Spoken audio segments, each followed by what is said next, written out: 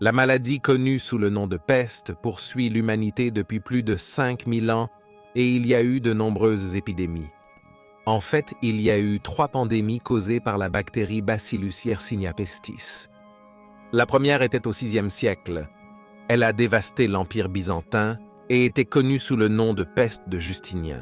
La troisième a commencé en Chine, au milieu du XIXe siècle, et s'est rapidement propagée à travers le monde. Mais c'est la peste qui a commencé en 1346, qui a tué plus de 50 millions de personnes en seulement 7 ans, que nous appelons la mort noire.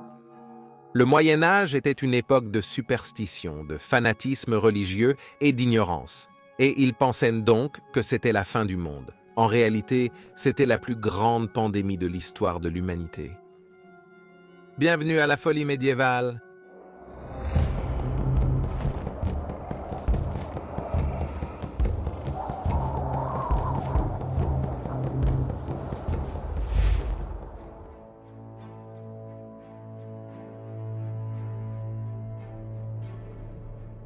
Folie médiévale. La bactérie Yersinia pestis. Folie médiévale. Elle se propage entre les rongeurs sauvages dans les zones où leur population est la plus dense. Ces zones sont connues comme des réservoirs de peste. Les problèmes surviennent lorsque les rongeurs qui vivent dans des lieux habités par des humains sont infectés. Le rat de maison, également appelé rat noir ou rat de navire, aime vivre près des gens, contrairement aux rats bruns et gris. Et c'est ce qui le rend dangereux. Il faut généralement jusqu'à 2 semaines pour que la maladie élimine une colonie de rats contaminés, ce qui rend difficile pour leurs puces parasitaires de trouver de nouveaux hôtes. Mais finalement, les puces n'ont d'autre choix que d'abandonner les rongeurs mourants. Puis, affamées et désespérées, elles se tournent vers les humains. Une puce qui porte la bactérie de la peste peut infecter une victime humaine de 2 manières différentes.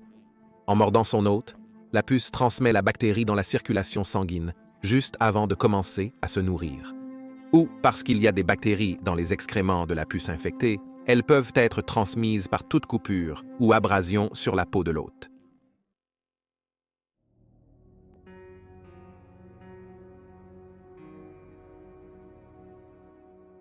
La peste noire. On ne sait pas d'où la peste noire est originaire, mais il est possible qu'elle ait commencé en Asie du Sud, où les rats sauvages l'ont transmise dans les établissements humains.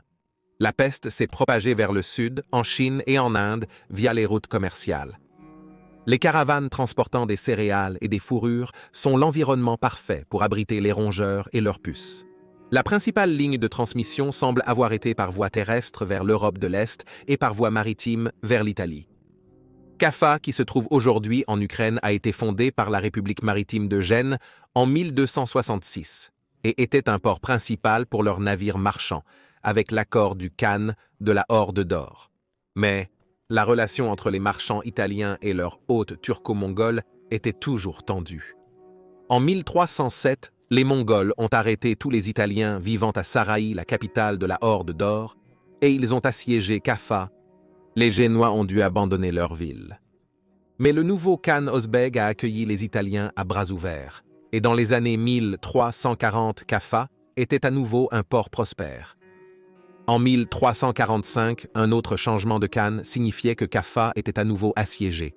Cela s'est terminé lorsque les forces mongoles ont été frappées par une épidémie de peste, et dans le premier cas enregistré de guerre biologique, les Mongols ont commencé à catapulter les morts infectés par-dessus les murs défensifs de Kaffa. Gabriele de Mussi, un notaire italien de Piacenza, a décrit comment les Mongols, qu'il appelait les Tatars, sont morts, je cite, « dès que la maladie est apparue sur leur corps, des gonflements aux yeux, à l'aisselle ou à l'aine, causés par des humeurs coagulantes, suivies d'une fièvre putride. Ils ont perdu intérêt pour le siège, mais ont ordonné que des cadavres soient placés dans des catapultes et lancés dans la ville. Et bientôt, les cadavres en décomposition ont souillé l'air et empoisonné l'approvisionnement en eau. L'odeur était si accablante. Tout ce que les habitants de Kaffa pouvaient faire, c'était regarder les corps putrides tomber du ciel. Ils en ont jeté autant qu'ils le pouvaient dans la mer, mais il était trop tard. Fuyant sur leur bateau, les Génois ont emporté la peste avec eux, d'abord à Constantinople, puis en Italie, où elle s'est ensuite répandue dans toutes les directions à travers l'Europe, jusqu'en Autriche, en Allemagne et dans les royaumes de la Méditerranée occidentale. De là, elle est allée vers le nord, à travers la France. Au printemps 1348, elle avait atteint le siège papal d'Avignon. En juin, Paris. En été, elle était en Angleterre et à l'été de l'année suivante, elle avait atteint le pays de Galles et l'Irlande avant de se propager en Écosse en 1350.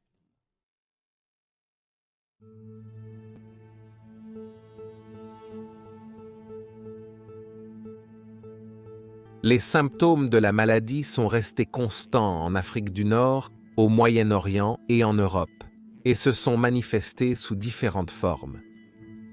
Le premier et le plus fréquent était l'agrandissement des ganglions lymphatiques après la morsure de puce. Il y a des ganglions lymphatiques partout dans le corps, mais avec la peste, le gonflement douloureux se produit dans l'aine et les aisselles, et parfois dans le cou, ces derniers étant les plus gros ganglions et plus proches de la surface du corps. Les gonflements, ou bubons, sont à l'origine du nom de peste bubonique. Le début de la maladie commence par un froid soudain, un picotement de la peau, pas différent des fourmillements, une fatigue chronique et une dépression. Alors que les bubons commençaient à se former, la malheureuse victime souffrirait d'une forte fièvre et d'un mal de tête de plus en plus douloureux. Parfois, de petites ampoules apparaissaient sur le corps et il y avait une décoloration marbrée de la peau. La victime pourrait perdre et reprendre connaissance, étant désorientée lorsqu'elle est éveillée. Ceux qui contractaient la peste bubonique pouvaient tenir jusqu'à une semaine. Certains se rétablissaient même, mais malheureusement, 80% de ceux qui étaient infectés mouraient. Une autre façon dont la peste se manifestait était en attaquant les poumons, provoquant des difficultés respiratoires, des douleurs thoraciques et l'expectoration de sang et de mucus. Comme la pneumonie, cette peste pneumonique se propageait assez facilement par la toux d'une personne infectée. Il est également possible que les bactéries puissent être inhalées à partir des excréments de puces présents sur les vêtements ou la literie. Pour ces pauvres âmes, la mort survenait en quelques jours en raison d'un manque d'oxygène et d'une défaillance cardiaque. Les bactéries sont très adaptables et peuvent pénétrer dans la circulation sanguine, provoquant la peste septicémique, empoisonnant le sang et causant la mort en moins de 24 heures. Elle peut également pénétrer dans la peau ou dans le tractus gastro-intestinal. La peste, effrayante, peut attaquer nos corps de diverses manières et causer d'importants dommages aux poumons. La raison pour laquelle il y avait un taux de mortalité si élevé dans les 5 premières années de la peste noire était probablement parce qu'il y avait tellement de types différents de peste, prenant toutes ces formes différentes en même temps. Donc, bien qu'elle soit arrivée des puces infestées de bactéries, elle pourrait alors devenir pneumonique. C'était particulièrement important dans les régions nordiques de l'Asie centrale et de l'Europe, où les bactéries pouvaient survivre pendant les mois les plus froids et être transmises personnellement.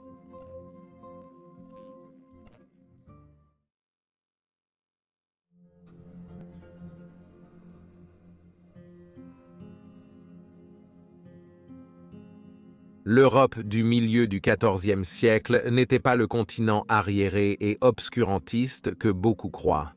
Oui, elle était dévote et donc superstitieuse, mais elle était aussi bien peuplée, mobile et sophistiquée à bien des égards. Le Moyen-Orient n'était pas uniquement habité par ses résidents locaux, mais accueillait aussi des gens de diverses origines et professions. Des soldats aux pèlerins, des marchands aux bureaucrates. Et il n'y avait nulle part plus riche en commerce et en échange que les villes du nord de l'Italie. Bien qu'elles étaient bondées, par exemple, Florence avait une population de 10 000 en 1347, elles étaient également des lieux de vie riches, attirant des gens de toute l'Europe. Elles étaient, en essence, le genre d'endroit qu'une maladie va adorer. Et c'est à l'automne de cette année-là que la mystérieuse et terrible peste est arrivée. Portée dans le sang et sur le souffle des marins revenant de la mer Noire à l'est. Personne n'aurait pu prévoir son arrivée, et les villes italiennes du Nord ont été prises par surprise. Gabriele de Mussi a décrit comment la peste contagieuse a empoisonné chaque ville et chaque établissement. Comment, je cite, « La mort est entrée par les fenêtres, et quand personne contractait la maladie, il infectait toute sa famille. Et ceux qui se préparaient à enterrer les morts étaient saisis de la même manière. » L'Italie était en première ligne d'une maladie incompréhensible qui menacerait tout ce qu'il chérissait, de la famille à la religion. Et personne n'était préparé à l'horreur et à la vitesse à laquelle elle se propageait. En seulement 3 mois, 20% de la population était morte. Une explication pour la peste qui circulait était la thèse du poison, et cela était en contradiction avec la croyance médiévale habituelle selon laquelle la maladie était causée par un déséquilibre des 4 humeurs. Gentile de Foligno a été l'un des premiers médecins à suggérer cela comme cause, déclarant que, je cite, « des vapeurs empoisonnées ont été contractées par l'expiration et l'inspiration de l'air », ce qui signifie que la contagion serait transmise d'homme à homme et de région à région. Bien qu'il ait mentionné d'autres raisons pour la cause de la peste comme étant des éclipses, une conjonction des planètes et une putréfaction puante, provoquée par des vents provenant de mares d'eau stagnantes, de fumier d'animaux et de corps en décomposition. Gentile a rapidement réalisé que la peste était inarrêtable, disant que la pestilence était, je cite, « plus terrible que tout ce qui avait été vu auparavant. Aucune maladie d'une malignité comparable n'a jamais été observée. » Gentile a fait de son mieux pour soigner les malades. Il a conseillé qu'ils ne devraient pas se coucher sur le dos lorsqu'ils dorment et qu'ils devraient manger de la laitue. Il a également appliqué un mélange de résine de gomme, de racines de lys blanc et de matières fécales humaines séchées sur les victimes présentant des symptômes avancés, espérant que le corps pourrait d'une manière ou d'une autre se guérir lui-même. Bien sûr, le traitement a échoué et, malheureusement, Gentile a succombé lui-même à la peste noire le 8 juin 1348. Pour les chrétiens, les musulmans et les juifs, la prière serait la première offense contre ce qui semblait à la plupart être le dernier jugement. Peut-être que la médecine pourrait aider. Les remèdes standards de l'époque préconisaient des herbes et des épices qui bloqueraient l'air empoisonné et renforceraient le corps. Les ingrédients à l'odeur piquante et au goût fort étaient populaires, comme les épices dites chaudes comme la noix de muscade, le gingembre et la coriandre. Les riches prescrivaient des remèdes à base de plantes contenant des ingrédients coûteux, comme l'ambre gris, qui est particulièrement piquant. L'ambre gris est produit dans le système digestif des cachalots avant d'être vomi dans l'océan. Cette substance rare est toujours très recherchée et utilisée dans les parfums aujourd'hui. Il était recommandé de brûler de l'absinthe et le vinaigre était beaucoup utilisé, imbibé dans des éponges ou des tissus avant d'être porté au visage.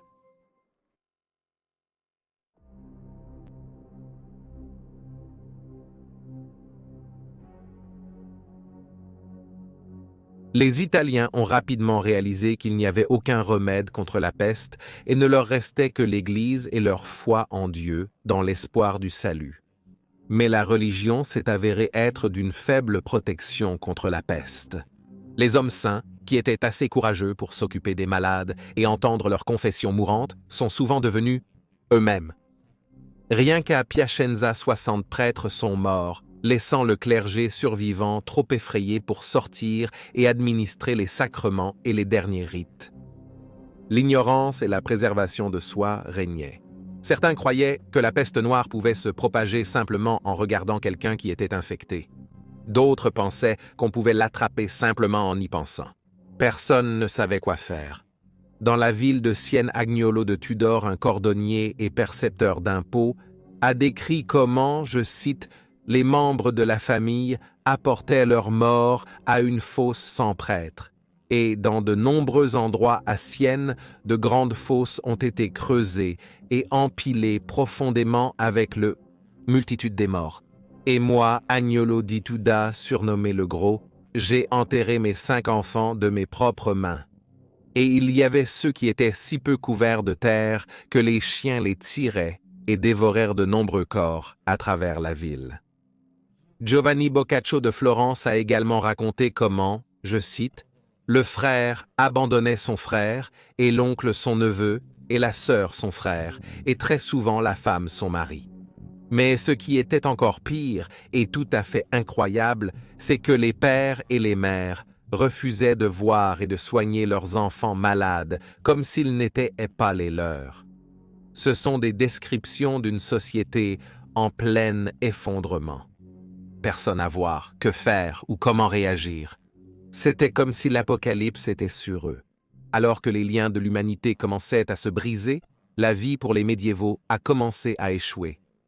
Les animaux étaient laissés sans surveillance, les récoltes étaient laissées à pourrir dans les champs. À Sienne, alors que les dirigeants et législateurs locaux mouraient, les tribunaux étaient fermés et il n'y avait pas d'ordre dans les rues. Les affaires se sont arrêtées, les boulangeries étaient fermées et il n'y avait pas de pain. La construction de la cathédrale de Sienne s'est arrêtée. En fait, la nef reste inachevée à ce jour, car les travaux n'ont jamais repris, même après le départ de la peste. Dans la ville et les banlieues de Sienne, 80 000 personnes sont mortes. Des fosses étaient creusées pour enterrer les morts, mais la demande était si élevée que les corps n'étaient pas enlevés et l'assainissement était inexistant. À Venise, le bilan des morts était de 90 000. À Florence, la ville a perdu la moitié de sa population. Et inévitablement dans un monde où tout le monde s'attendait à mourir à tout moment, les gens ont commencé à vivre chaque jour comme si c'était leur dernier. La société italienne est tombée en ruine morale. Les maisons abandonnées sont devenues des biens communs et ont été prises par n'importe quel étranger qui passait par là. Giovanni Boccaccio a écrit comment les gens, je cite, « croyaient que boire excessivement, profiter de la vie, chanter et célébrer, satisfaire de toutes les manières possibles, les appétits, autant que possible, rire et prendre à la légère tout ce qui se passait, était le meilleur remède pour une telle maladie. Ils ont donc mis en pratique au maximum ce qu'ils croyaient, en allant d'une taverne à l'autre, toute la journée et toute la nuit, buvant à l'excès. Et ils faisaient souvent la fête dans des maisons privées, faisant tout ce qui leur plaisait ou les amusait le plus. Même les prêtres, les moines et les nonnes s'amusaient et personne ne se souciait de dépenser et de jouer. Beaucoup ont fini leur vie dans les rues publiques. Il a continué à décrire comment, je cite, « les choses avaient atteint un tel point que les personnes qui mouraient étaient soignées, comme nous soignons les chèvres aujourd'hui. Tant de cadavres arrivaient devant une église chaque jour et, à chaque heure, que la quantité de terrain sacré pour les enterrements était certainement insuffisante pour l'ancienne coutume de donner à chaque corps sa place individuelle. Lorsque toutes les tombes étaient pleines, d'énormes tranchées étaient creusées dans tous les cimetières des églises, et les nouveaux arrivants y étaient déversés par centaines, et ils y étaient entassés avec de la terre, l'un sur l'autre, comme une cargaison de navires, jusqu'à ce que la tranchée soit remplie. » Un autre chroniqueur a noté que, je cite, « plus de corps étaient redéposés sur les cadavres, avec un peu plus de terre par-dessus. Ainsi, ils mettaient couche sur couche, tout comme lorsqu'on met des couches de fromage dans une lasagne. Le reste de l'Europe se préparait à la peste imminente, et le fait d'avoir été prévenu à l'avance était une maigre consolation. Beaucoup ne prenaient pas au sérieux les histoires d'horreur rapportées par les voyageurs et les pèlerins. Néanmoins, la peste noire a continué sa marche mortelle et au printemps 1348, elle était arrivée dans le sud de la France.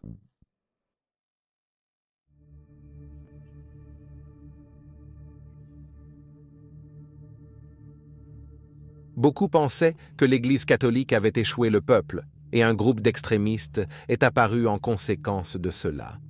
Connus sous le nom de flagellants, ils ont directement défié le pouvoir de l'Église, croyant que la peste noire était la colère de Dieu. À une époque si religieuse, presque au point du fanatisme, certains pensaient que Dieu punissait l'humanité en envoyant la peste, qui était nommée comme l'un des 4 cavaliers de l'Apocalypse. Ce type de maladie n'était-il pas l'affaire d'un Dieu en colère?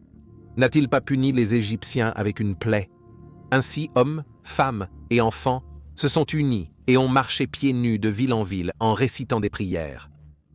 Certains portaient des cilices et se frappaient jusqu'au sang avec des fouets en acte de pénitence religieuse. L'historien anglais Robert Davisbury les a décrits comme, je cite, « chacun portant une capuche peinte avec une croix rouge devant et derrière et portant un fouet à 3 lanières. Chaque lanière avait un nœud avec quelque chose de pointu comme une aiguille coincée au milieu. En marchant, ils chantaient une litanie chrétienne, et l'un après l'autre, ils chantaient un chant de louange. En marchant, ils étaient frappés avec ces fouets sur leur corps nu et sanglant. On disait que les flagellants se frappaient si violemment que leur sang éclaboussait les murs des bâtiments au fur et à mesure qu'ils passaient. C'était un acte de contrition, une façon de montrer la souffrance que Jésus avait traversée pour les sauver de leurs péchés. Et comment Dieu pourrait-il ignorer un acte aussi puissant? Il empêcherait sûrement maintenant cette terrible affliction de les atteindre. Une fois passés à travers les villes, leur procession théâtrale attirait un grand nombre de spectateurs qui espéraient également la rédemption. Cette sorte de catholicisme DIY a alarmé l'Église, qui croyait que les dévots étaient non seulement fous, mais dangereux. C'était la dernière chose dont ils avaient besoin en pleine épidémie de peste. Bien sûr, malgré toute leur foi, les attentes des flagellants n'ont abouti à rien. Si quoi que ce soit, leur comportement aurait aidé à propager la peste encore plus rapidement.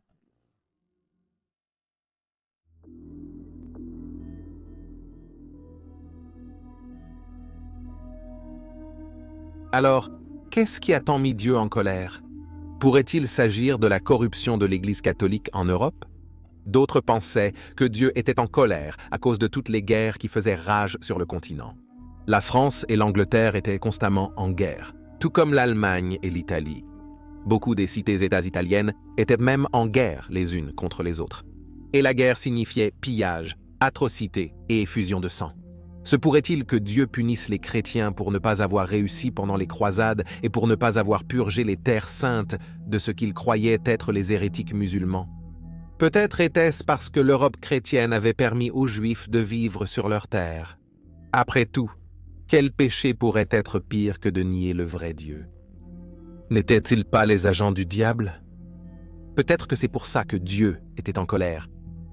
Par conséquent, les Juifs étaient accusés de comploter pour détruire les chrétiens à travers l'Europe, et on croyait que le meilleur moyen de sauver tous les hommes craignant Dieu de la peste était de convertir, d'exiler ou d'exterminer la population juive.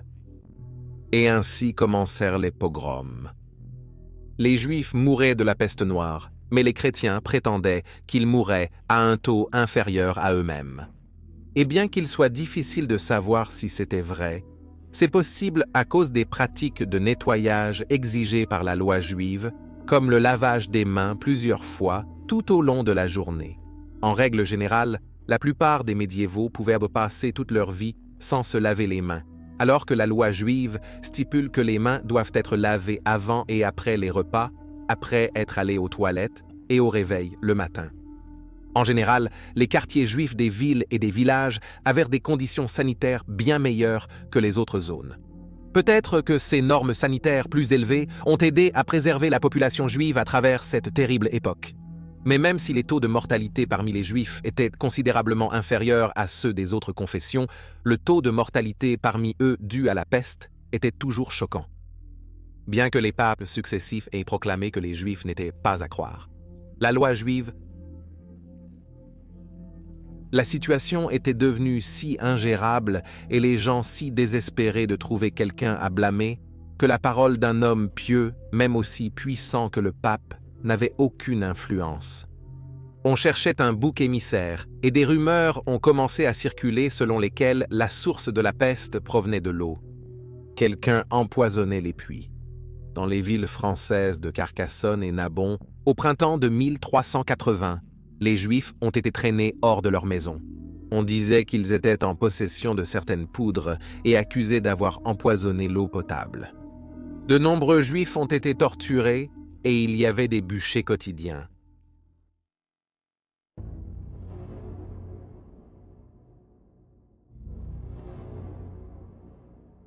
Dans sa forme la plus simple, la peste était une opportunité pour de nombreux chrétiens, endettés auprès des prêteurs d'argent juifs, pour régler leurs dettes en assassinant leurs créanciers. Pour certains, c'était une opportunité qu'ils ne pouvaient pas laisser passer et qu'ils espéraient depuis longtemps. Dans de nombreux endroits, les communautés juives ont été anéanties, avant même l'arrivée de la peste noire. À Fribourg, Munich, Nuremberg et dans d'autres grandes villes allemandes, les Juifs étaient soit exilés, soit brûlés. En 1349 à Bâle en Suisse, la communauté juive a été exterminée, brûlée entièrement. La même année à Vers-Allemagne, tous les Juifs, désespérés et effrayés, se sont suicidés collectivement. La plus grande communauté juive d'Europe se trouvait également en Allemagne, dans une ville appelée Mayence, et là-bas, ils ont riposté contre l'assaut chrétien, tuant plus de 200 de leurs agresseurs, mais la vengeance a été rapide et brutale. Le 24 août 1349, des Juifs ont été tués. Plus de 6000 Juifs ont été massacrés à Mayence. D'ici 1350, les Juifs qui avaient survécu aux ravages de la peste noire sont quand même morts aux mains des foules. Les communautés dans les villes belges de Bruxelles et Anvers ont été décimées. D'ici l'année 1390, la plupart des communautés juives d'Allemagne, de France et d'Angleterre avaient complètement disparu. Plus de 19 000 Juifs résidaient à Francfort en France et en Allemagne. D'ici l'année 1400, il y en avait moins de 10. Malheureusement, cette histoire est la même dans toute l'Europe de l'Ouest. L'impact que la peste a eu sur les Juifs européens est incommensurable. Elle a provoqué l'accélération de l'afflux de Juifs en Europe de l'Est, en particulier en Pologne, où ils ont été accueillis et protégés par le roi Casimir III le Grand. Bien qu'enclavée, elle n'a pas été autant touchée par la peste que le reste de l'Europe, et elle n'a perdu qu'un quart de ses habitants. L'Europe de l'Ouest avait été un centre de la vie juive pendant plus de 400 ans, et maintenant, à travers une xénophobie laide et horrifique, ce n'était plus le cas.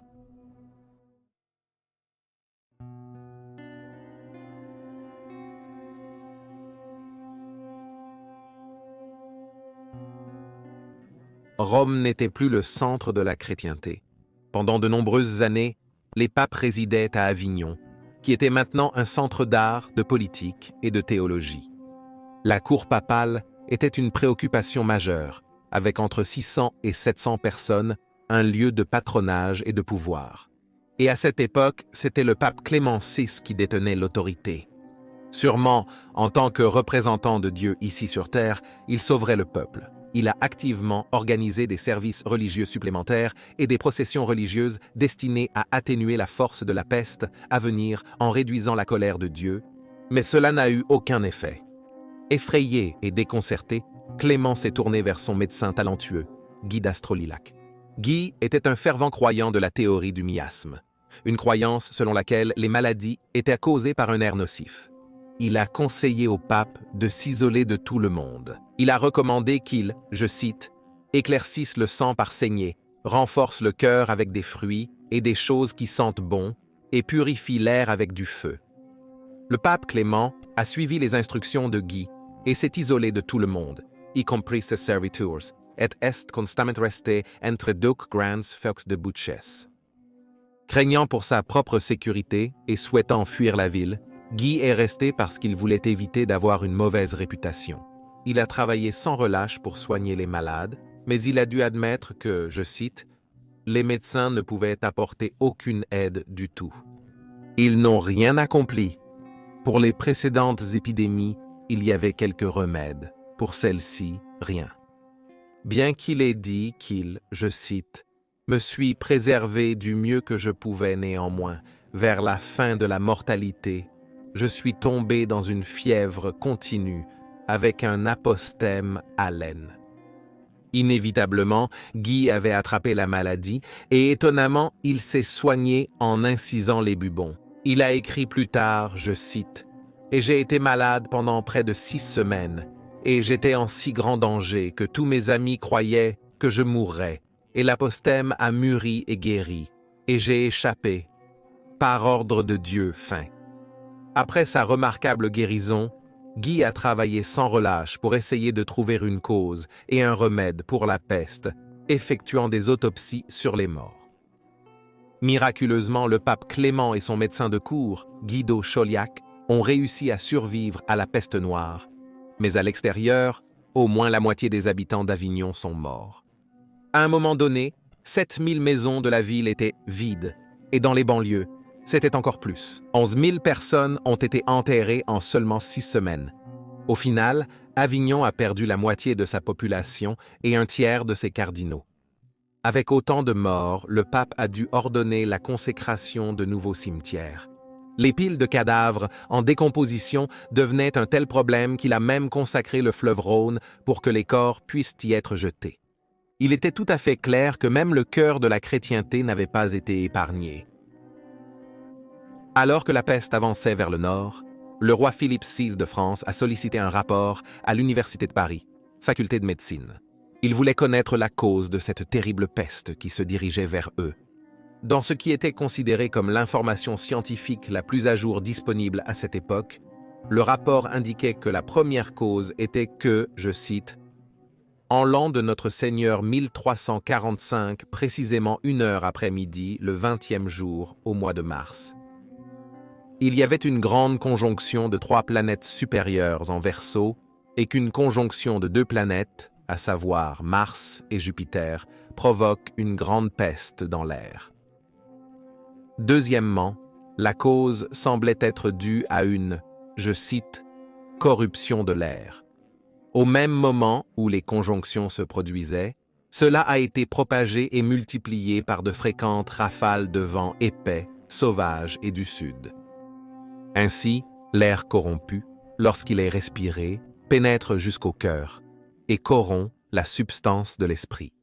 Et la faculté recommandait que, je cite, « On doit humblement se tourner vers Dieu, rester loin de l'éclat du soleil, et lorsque l'air devient excessivement chaud, il peut être amélioré en versant de l'eau froide, en garnissant les pièces de rose et de violette, en veillant à ce que tout ce qui est mangé et bu soit froid. Quand l'air est trop chaud, le rafraîchir en versant de l'eau froide et faire attention à l'exercice et au bain. »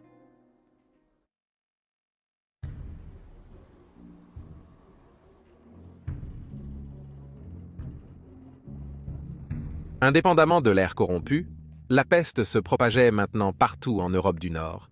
À l'été 1348, la peste noire avait traversé la Manche et attaqué les ports du sud de la Grande-Bretagne. Sur les 5 à 6 millions de morts de la bataille du Nord, 90% vivaient et travaillaient à la campagne. Pendant des siècles, les serfs avaient payé un loyer à leurs seigneurs pour leurs petites propriétés. Pour beaucoup, la vie était dure. Le travail était éreintant.